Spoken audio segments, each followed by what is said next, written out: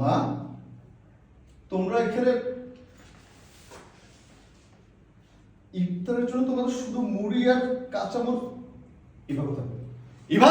না বাবা, হয়েছে কি আমার পেটে গ্যাস তো, এই জন্য বৌমারে বলছি যে ওই ভাজা পোড়া কিছু খাবো না। কি বলো তাই না? বলো।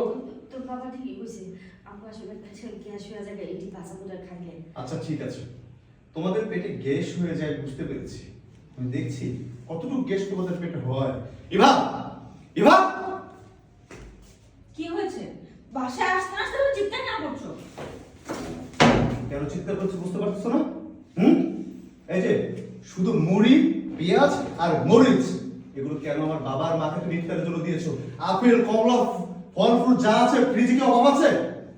অভাব নেই কোনো কিছু, কিন্তু আমি কেন তোমার বাবাকে ফল পকড়ে দিতে যাবো? তোমার বাবার মাকে আমি মুড়ি কাঁচামরিচ দিয়েছি, এটাই তাদের সাত কপাল। এইটাই তাদের সাত কপাল। হ্যাঁ আসলে ঠিকই বলেছো, এই মুড়ি ফল ফোকরা সাত কপাল অনেক বলেন না? খা খা, এবার দেখ ফল ফকরা না দিয়ে মুড়ির মাস্টার পাইছি না? হ্যাঁ ফল ফ্রুট এটা করা ছিল ভাই। ওখানে ভাই